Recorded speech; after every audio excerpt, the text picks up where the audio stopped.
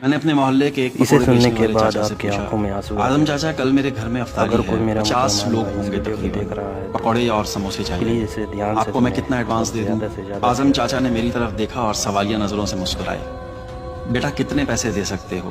مجھے ایسا لگا جیسے چاچا نے میری توہین کی ہے، مجھے ایک عرصے سے جانتے ہیں، اس کے باوجود میرے سوال پہ انہوں نے مجھ سے ایڈوانس مانگا۔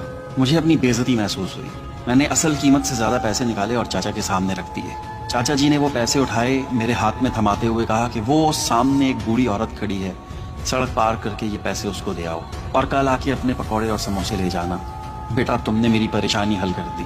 افطاری کا وقت قریب تھا اور میرے پاس اتنے پیسے نہیں تھے کہ میں اس سامنے کھڑی بوڑھی عورت کی مدد کر سکوں۔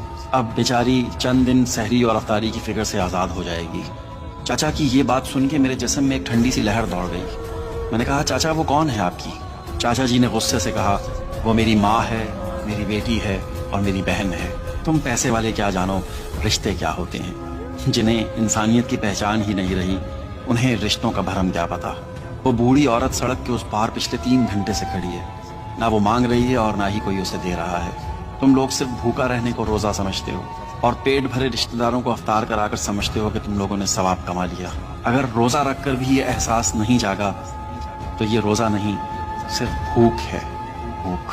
چاچا کی یہ باتیں سن کر میں بوجھل قدموں سے اس بڑھیا کی طرف جا رہا تھا اور سوچ رہا تھا کہ یہ میرے ہاتھ میں جو پیسے تھے یہ میرے نہیں تھے، یہ اس غریب پکوڑے والے کے تھے۔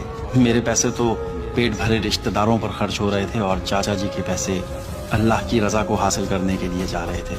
میں سوچ رہا تھا کہ اس بڑھیا میں ماں، بہن اور بیٹی مجھے کیوں نہیں دکھائی دی؟ اے کاش کہ میں بھی چاچا کی آنکھ سے دیکھ سکتا، اے کاش کہ تمام صاحب حیثیت لوگ بھی اسی آنکھ کے مالک ہوتے، اے کاش کہ رمضان میں ہم پیٹ بھرے رشتہ داروں پر ہزاروں لاکھوں روپیہ خرچ کرنے کے بجائے ان لوگوں کے گھروں میں راشن ڈلوائیں جن کے گھر میں فاقے ہیں۔